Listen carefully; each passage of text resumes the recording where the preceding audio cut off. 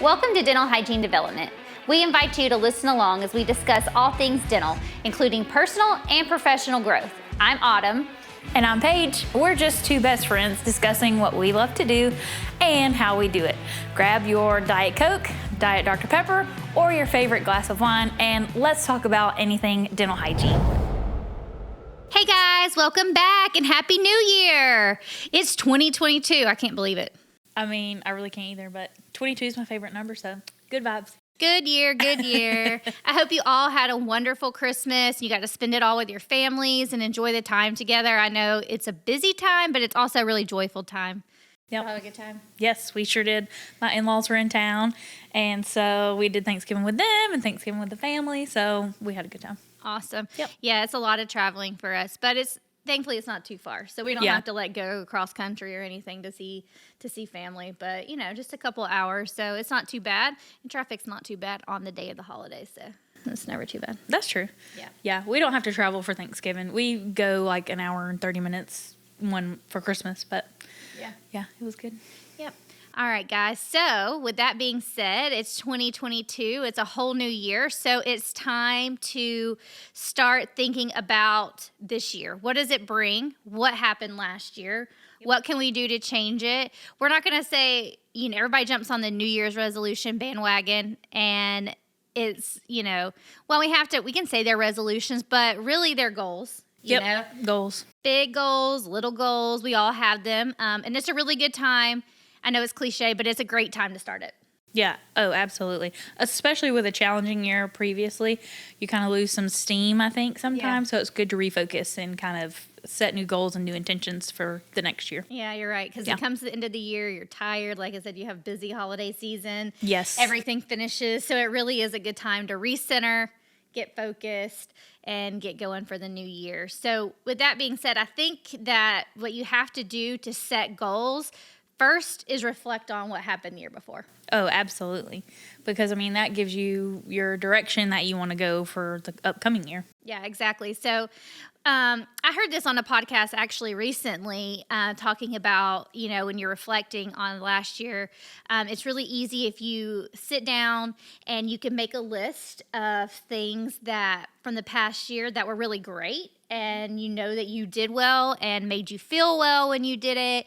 And you were successful, like numbers or just in the office in general, what was great. And when you find out all those things that are great, you write them all down. And then what you're going to do, yes, you're going to continue to do them, but you're also going to amplify them. So find ways to do it more. So you can build on it and it continues to be more successful. Yeah, that's a great idea because if you've gotten something right, you've figured out a good flow for you and your team and your office, heck, even in life, you definitely want to keep that going and keep building on it. So that's a really good tip. And in the same vein, if you write, you're going to also write down things that did not go well. We all have them. Not everything's going to be hunky-dory and all that stuff. So we're going to have things that didn't go well. And I'm sure you probably all can sit here and think of probably a handful of things that you were like, yeah, this is not working for me.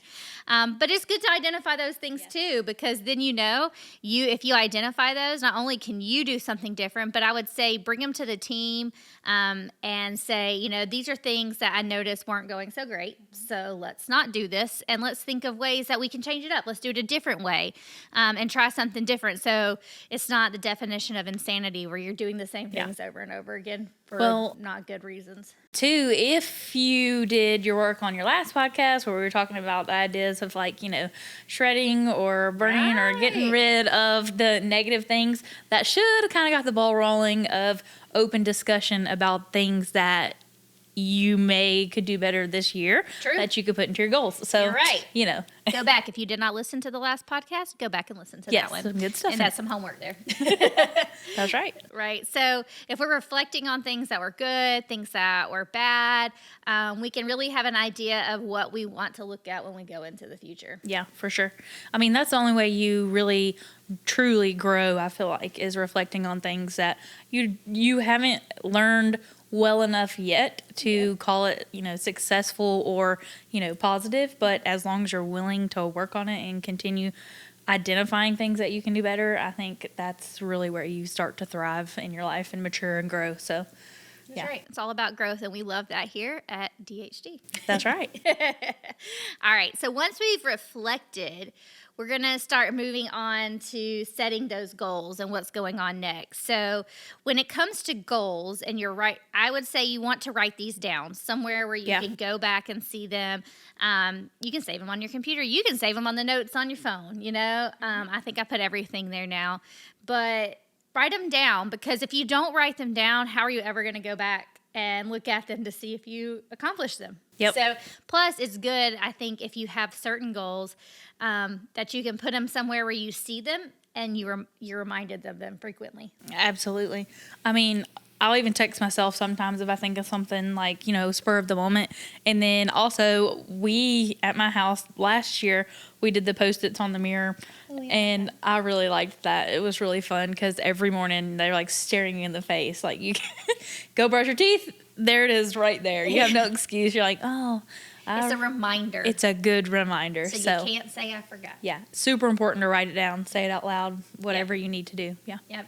And when you write these things down, you want to make sure when you set goals that there are very specific goals. Yeah.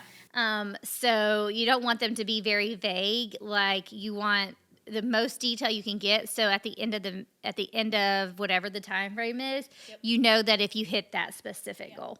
Yes, and she just said another one as far as like the time frame. You want them to be measurable. You want you to give yourself a, beginning and an end. You need to have a deadline. I'm a deadline kind of person for anything. Yep. I need a date when I need it to be done by. It just keeps you on track. It motivates you. But yeah, definitely specific. You don't want to just be like, oh, I want to have a good year for 2022. You want to be like, what are specific things that I want to make sure that happen to make it a good year? So and they can be, and we are talking in general. You can make these your office goals. Yep. You can make them personal goals in your office, or you can make these your own personal goals at home. So when we're talking about setting goals, this is not just, limited to hygiene. So let's say last year, one of my goals was, let's see. Oh, we were having the wedding. So I wanted to lose a certain amount of weight by the wedding. So it was measurable, because I could weigh myself even though I did not want to. I never want to weigh myself. Yeah, you could do that. And I had a time frame. So I started the goal in January, and I got married April 24th. So that was very measurable, specific. And when I did, I wanted a specific weight. So I didn't just say, I want to lose weight. I want to lose weight before I get there. If I want to lose weight, I want to lose 10 pounds, 15 pounds. Set the actual measurement. Yeah. So you know if you hit it. Also, this is a good one because you want them to be realistic. Like, obviously you can't lose 100 pounds in like 3 months. What? So you've got to set a goal that's achievable. A lot of people just don't want to take the time it takes to really do things the right way for it to be a successfully achieved goal. So make sure it's also realistic for you in your time frame. Yeah.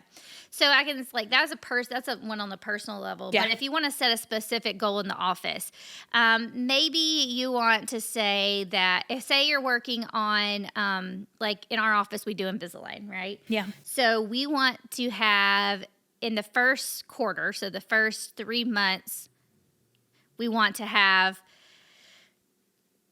15 Invisalign starts. Yeah. Right? So you set that on January, and it's something that you can talk about. You have 3 months to do it, but you look at it, it's there. Remember, we want to go back and look at it. Yep. You want to be measuring them regularly. So it's something that you can hang in the office. You can put it on a Post-it note. Everybody can have it there.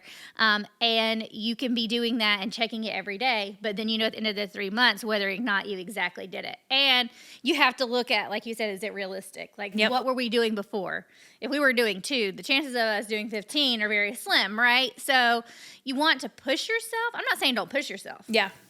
Because we do have to push ourselves. You're never going to get better if you don't. But don't do something that in the end that you're not going to achieve, because not only is it you're not achieving it, but how does that make you feel at the end of that goal time? Right.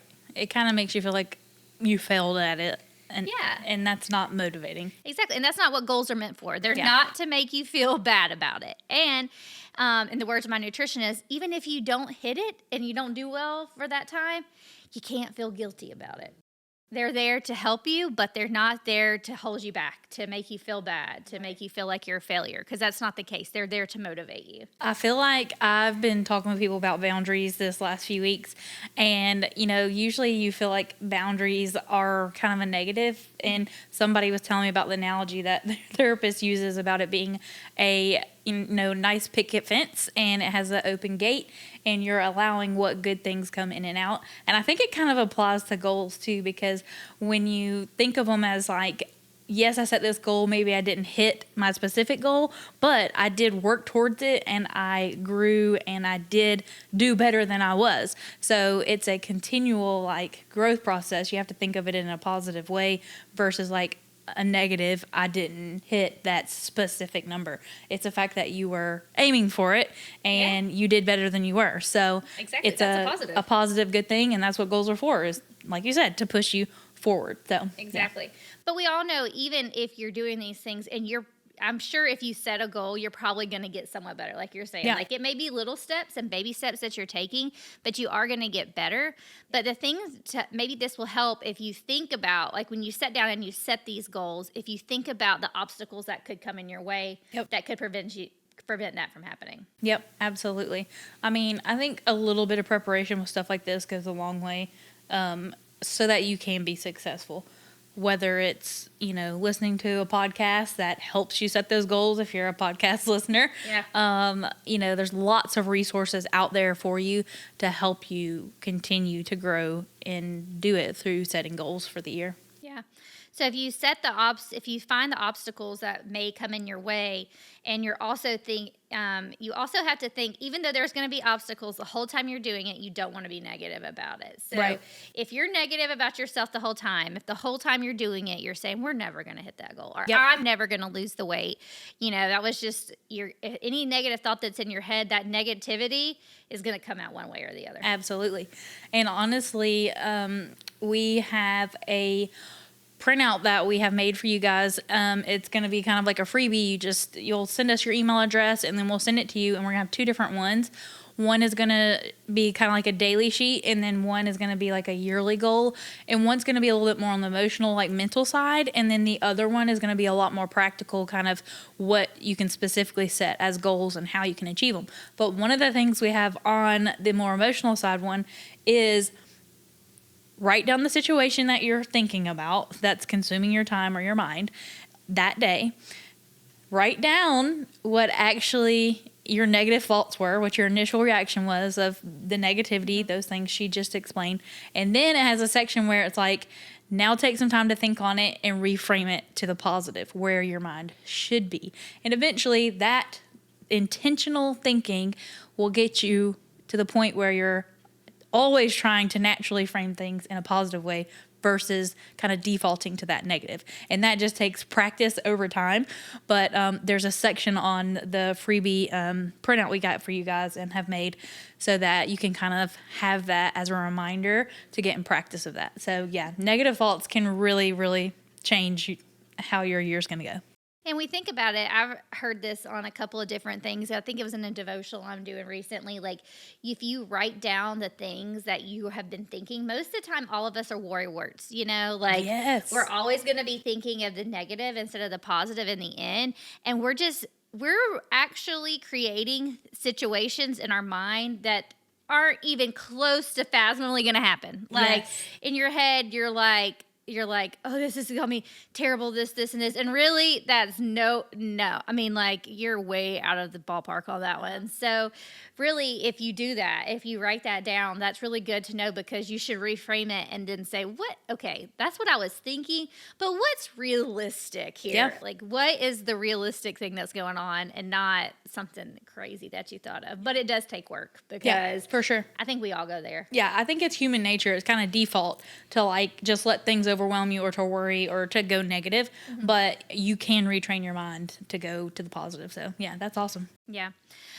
So once we set our plan, we can overcome any obstacle if we ask for help.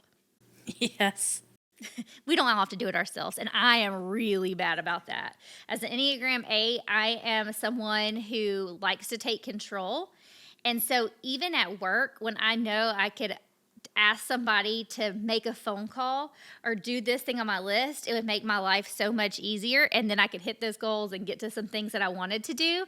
But it's not that I don't trust that person. It's just I want to be in control, and I want to make sure I'm doing it because nobody does it better than me. Right. So that's really hard for me to ask for help. I don't know about anybody else. Some people will do it really well, but I am not one of them. It's funny because I'm the Enneagram 2, which is completely opposite. I am, the caring, the person who likes to do, but I'm also really bad. It's not one of my traits to ask for help either, because I feel like I'm bothering people. And I think you want to give help too. And I'm the one that's like, I'm trying to give help to everyone else. Like, I'm not going to bother you and ask for help. Yeah. But really, I think like, oh, they're going to be frustrated with me or irritated because I asked them to do this. Or maybe they didn't have time and I interrupted what they had going on that was more important than what I need. So I'm just very bad about asking for help. But it's funny that we're two totally different personalities, but it is one of our, it's not one of our strengths. Yep. Asking for help. But it is, especially in a work setting. Maybe that should be one of our 2020. Yeah, we're going to have to write that down. Look, we'll be accountability partners on it, and we'll let you know how it went next year. Yeah, exactly. But someone write that down. Yeah, somebody write that down for us. But yeah, so I think that's really, really important because at work, it's all about teamwork. Teamwork makes everyone elevate. When you are asking for help, and the door flows both ways. So don't be one of those people always asking for help and not actually helping yourself. True. There is a balance there, but it is okay to ask people around you for help. And I think sometimes people, they like helping. I like helping. I like it when people ask me to help them. Me too. So I think it really just elevates everybody as a team, honestly, even at home, in your relationships, anytime. So yeah, definitely. Especially if you set a team goal, there's no way each individual person, again, this is a team, right? So you can't, if you set a team goal for the office, there's no way that you're going to hit those doing them all yourself. Yeah. But at the same time, even if you've set a personal goal, a lot of times you won't be able to do everything yourself. You're going to need some help in some way. That's not putting it off saying that you should get all the help to do the goal, but you don't feel bad asking for it. And like I said, I think that's going to be a goal for both of us, is feel okay about asking for that help. Yeah, for sure. Yeah. I definitely going to put that one on my list. I mean, it's funny too, because we kind of naturally are good about that. Like, we bounce off each other. We don't necessarily be like, hey, Autumn, can you help me with this? But like, her strengths and my strengths, like, we thrive in different areas. Exactly. And so we naturally kind of fill the gaps for each other as far as like helping each other out. And so I think sometimes that can naturally occur, but that's rare. So the actually asking for what you need part is important. And then people can learn, where you thrive or where you appreciate help. So it's about communication. A lot of things come back to communicating. Everything comes back to communication. But on the same front, if you're setting a goal and you're asking for help, you got to make sure that when you set these goals and the people you're asking, you're surrounding yourself with the right people. Yes. Well, that's a whole nother podcast about being in being around the right team, everybody being the right people on the bus. We'll get to that. That's a whole nother situation. But in life, if it's not just in the office, some things we can't control. We don't, most of the time, hygienists, we're not doing the hiring. But on a personal level at home, you can surround yourself with the right people. Like, for a weight loss goal, for example, if your spouse is not doing it, it makes it a lot harder. But if you're both on the same page, we can eat the same meals. We can prep the same food for the week. It makes it easier. You're both interested in exercise, maybe not interested in exercising, but feel like you have to. So, if you surround yourself with the right people for your goals, you should that is going to help in a ton. Mm-hmm. Oh, yeah. And I feel like the right people will understand, like, maybe your spouse doesn't realize that them eating donuts detracts you from not eating donuts. So you might have to say, like, hey, do you mind? Like, I really just don't have the willpower to say no to sweets. So if you're going to have sweets, can you have them at work, or, just not bring them home so that I'm not tempted by it? Exactly. And they'll probably say, yeah, sure. I had no idea, Right. Because some people are really good. Like, my husband, he's very good when he's ready. Like, he has all the willpower in the world. Mm-hmm. And I don't. I can be on the train and you can bring me some donuts. I'm going to eat them. Yep. But he's the person, he can say, like, oh, no, I'm just not going to have those. I'm doing healthy. and I can't. So Jack, you're a ninja. How do you do he's that? a ninja. We need him to come on the podcast and give us the secret. Yeah, exactly. But yeah, so I definitely think telling people in that situation too what you need is helpful. And if you're a person who likes to read books, or I like to actually have the hard copy book, but my husband's a person who likes to listen to things on audiobook. Either way, if you enjoy books or podcasts, I would, especially in that vein, if you are trying to set a goal, sometimes, where we're at right now, if we're reflecting back on 2021, we're not happy where we are in our work life. Yep. Where we're at, what we're doing, and that's okay. Your goal may be to change that. It may be to find that right person. I would challenge you, if that's the case. I want everybody to find their sweet spot, which that's my thing right now, is finding your sweet spot. But to do that, you have to put yourself around the right people. Yep. And I would challenge you to read Ken Coleman. He's the one who does the sweet spot. But in the proximity principle is all about putting yourself around the right people at the right time to hit the goals that you want to hit. And we'll link that book in the description for this podcast. So if that's something that you really want to do, is you're on a big level, you're wanting to change what you're doing on a daily, and you want to find out how you surround yourself with the right people and what to do to hit you that next goal. It's a really good goal setting. I feel like It's a good goal setting book. Absolutely. And I feel like there are things like you don't know until you know, and other people have wisdom that you don't have. So reading a book like that, it can give you insight to things, because I'll be the first to tell you, it's very hard to say, these people are not necessarily the best people. They're not cheering me on. And sometimes it's people that you're very close to, and they're sometimes the worst at cheering you on. And you do deserve to have people who support you and who are going to cheer for you and help you get to where you want to go in life. They're not going to make fun of you or put you down or be negative. And that's kind of more on a personal level. But even at work, I do find that some people are kind of just jaded in their field of work. And so sometimes it takes a lot of effort on your part to be around the right people, but also to kind of form that trust in others with you. Yep. Let them kind of get to know you. You be the person you want to be around. Yep. And then eventually you'll be able to tell, okay, are these people my people or not? So don't just write everybody off. You can kind of give them a chance, especially at work. But, after a while, they can kind of reveal who they are. They may relax and kind of open up and, start to mimic some of those behaviors. But it's crucial. It really is crucial to be around the right people. Yeah. And if your right people are not where you are, sometimes you got to go find it. Make a move. Yeah, that's right. Go find it. Find the right spot. Yeah. Because there is a right spot for you. And it may not be where you're at, but you will find it. Yeah. That I'm sure of. And if we can help you, we will help you. Absolutely. I think one of the last things, but to me, it is in everything most important, is to have confidence. That is also a hard thing to do. Yeah. A lot of times, especially if it's a new goal and if it's something that you're setting out. And I will say for us, I think at the end of the year, one of the goals was starting this podcast, right? Yep. And we probably didn't have the most confidence about whether or not we would do a good job on it, right? Right. But we had to put ourselves out there and do what we thought, do what we knew we could do, even if we didn't feel like we would be best at it. We still did it. Yep, we sure did. That doesn't mean that you're going to be fearless. Confidence does not mean fearless. That is not what it means. Confidence means doing it even though you have fear. Yes. Yeah. I think there's something similar on the printout too for that, on the emotional one, about acting in spite of fear. Yeah. Did you do that? Did you act? Because for me, I'm the idea person. I have all kind of great ideas, but then I have a harder time executing because of that confidence factor and the fear factor.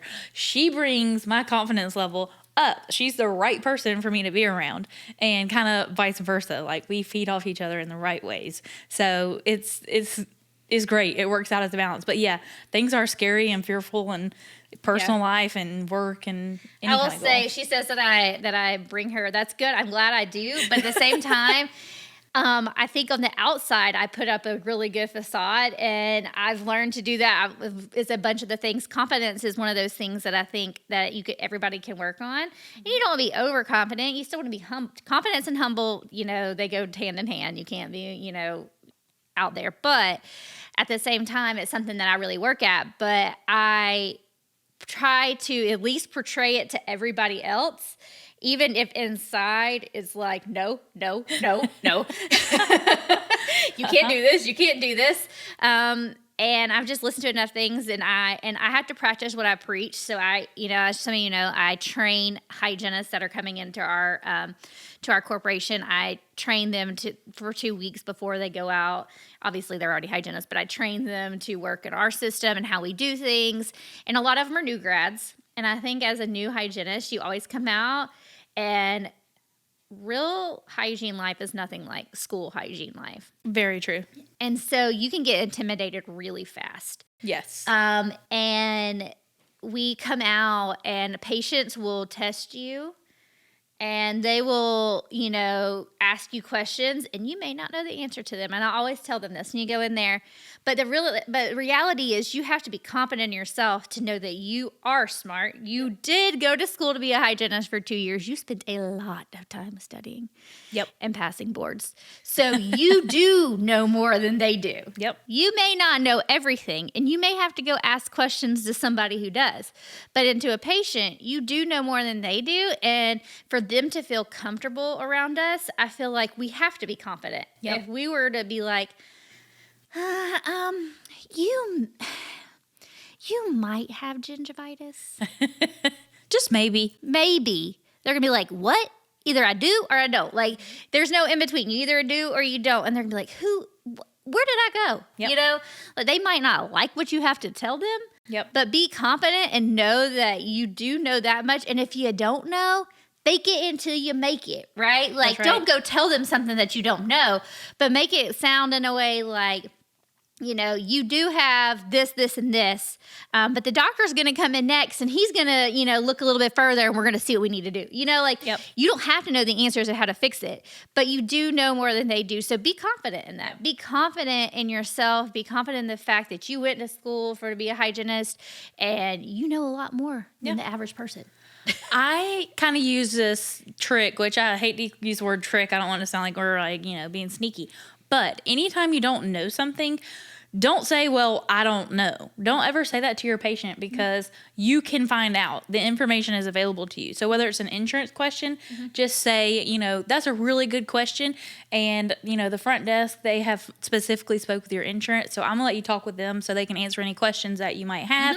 And they'll just know specifically how to cater to your plan. So you basically direct them to the best person for the answer instead of just saying like, well, I don't know. And the same thing goes for clinically. Like if they ask you a question and you really don't know the answer to it, why don't you can always say something like, that's an awesome question, and it kind of goes into a little bit more depth. Let me get some papers together for you, and I'll email them to you. What's your best email? That way we can customize it to what will work best for you. So then they're like, oh, they're going above and beyond, which you are, and you should. Yeah. But it gives you a chance to learn something new. It instills, patient is going to be super confident with you, and they're also going to appreciate that you're taking the time to send them something that's custom for them. So there's always ways to grow in your education, but also still take care of your patient and build confidence in yourself and confidence in your patient in you. So there are ways that you can work around that instead of just being, like, well, I don't know, and leaving it at that. So for sure. Yep. Confidence is key. Yes. In everything, but definitely in goal setting. And once you've made all these goals, you've wrote down all the obstacles, and put out any negative thoughts that are going to come in your way, and you're surrounding yourself with the right people, and you're being confident, you're really working hard on these goals, you want to check in on them. Even if your goal, say it's a long-term goal of a year, you want to check in every couple of months to say, where am I at? Yep. Am I on track? And if not, what am I going to do to get myself to that? Or do I need to change the goal a little bit? Like if you get down and you realize it's not going to be realistic, remember we said it's realistic, you may think something's realistic for the year that you get 3 months into, and you're like, I thought that was realistic. I had a really good intention, but it's not going to be it. That doesn't mean you give up the goal altogether. That just means you change the specifics of it a little bit. Yeah. And that's what those check-ins are good for. And when you check in, there's not a specific time that you have to do it. It really just depends on the goal. Like she said, the free downloadable one, you'll have one that has more daily goals and more weekly goals, and then one for long-term goals.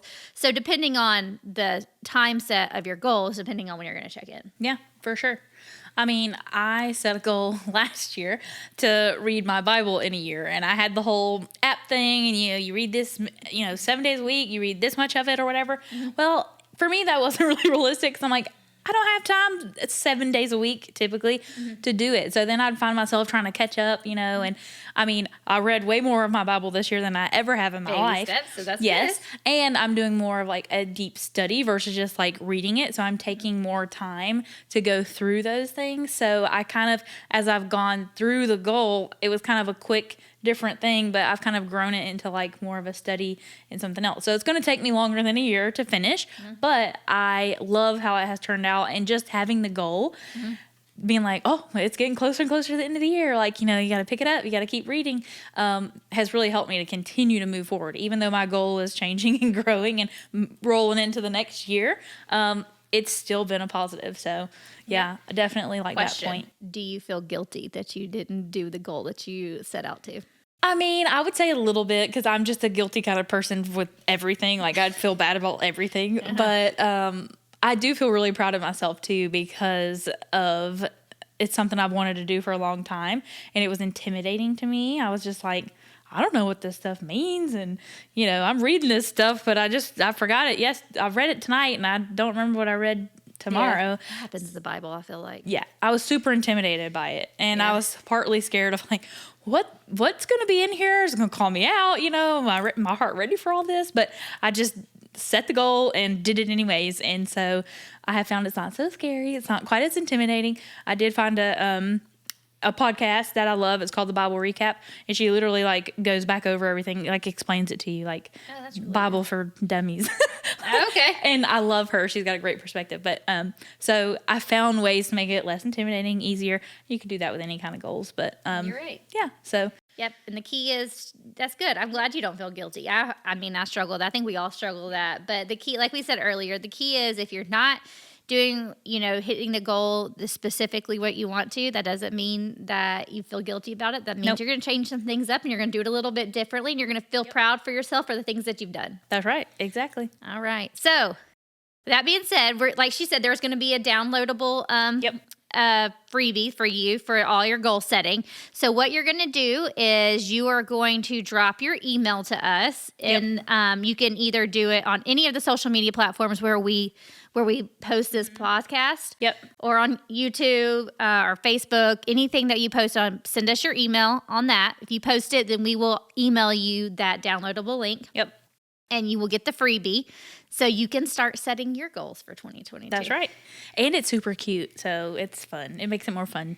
Everything is fun when it's more fun when it's cuter, cute. Right? Absolutely. Yeah. So I would say you can comment below on the YouTube video if you're comfortable posting your email there. You can private message us on Facebook if you want to just shoot us a private message. And then we'll also post a link to where you can privately put in your email address, and it'll send it to us, and then we can send it to you from there. So that link will be on this video as well. So however works for you, whatever's convenient and easy, just pick that route. We're laid back. Yeah, and if you want to use DHD in our group here to hold you accountable, if there's something that's out there, I think I am going to pick let me know. I'm going to do a professional goal. I think I'm going to set a professional goal, and I am going to post it on our DHD Facebook page with this on January 1st, and when this drops. And so I'm putting myself out there. I want you all to hold me accountable. And if you want to do that, feel free to do it too. We want to hold you accountable. I'm not going to go on there and come behind you. Yeah. But if you're doing well, come back behind us, tell us you're doing well and it doesn't have to be professional. Like we said, this could be personal goal. Paige was telling you about reading the Bible. I told you about losing weight for the wedding. There's all kinds of goals out there we want to hear you use. We want to support you. We want to cheer you on. And we really want to celebrate when you do have wins on those goals. So put them out there for everything. Put it out there for us. We want to help you. Yes, absolutely. And it might encourage somebody else too to see your goals or give them an idea if they're struggling with ideas of goals of their own. So yeah, feel free to share. And we always love resources too. If you find something that's really helping you push forward, please share it out. And, that way other people can see it as well. I love a good motivational goal setting book. So if you got one, put it out there. I'd love to read it. She really does. I mean, I have like 4 books that are like in the wing that Chad has for me to read, but I'll eventually get to it because I will love to read it. I'm super excited about your devotional you're doing right now. The you said this, but I heard that. The color thing. Yes. Okay, so we've heard us talk a lot. So we're doing this.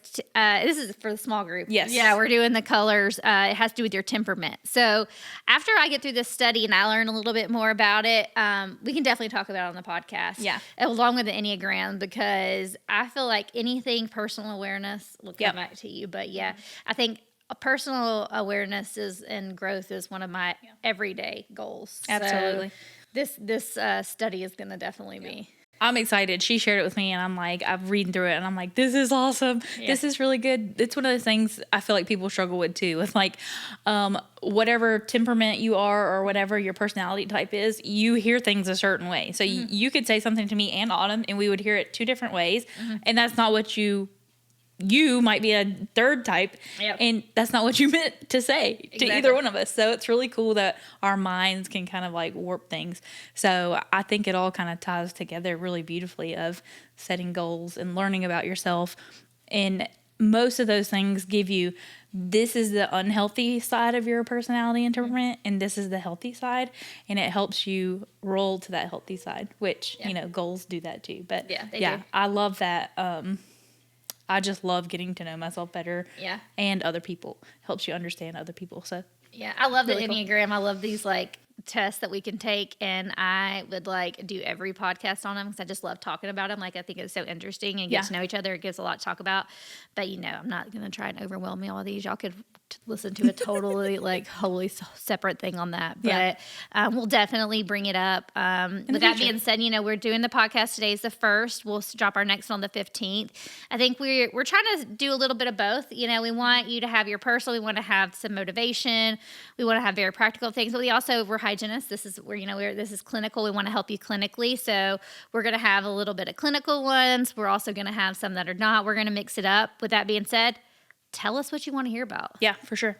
If you need help, if you want to talk about something, if you think it'd be interesting, if you want to talk to us about it. I mean, there's nothing saying that someone else can't come over here and talk to us about something. That's right. So put it out there. We'll have guests come on. I mean, we're planning to do all kind of things, but this is for you guys. We want you to enjoy it. We want you to be happy with it. So yeah, if there's something specific that you want to hear, let us know. Yep. All right, guys. We're so happy that it's 2022. We're getting to start off the new year fresh with you guys, and we're all setting goals together. So let's move forward into 2022 very successfully. Thanks for listening, guys. We'll see you next time. Bye. Bye.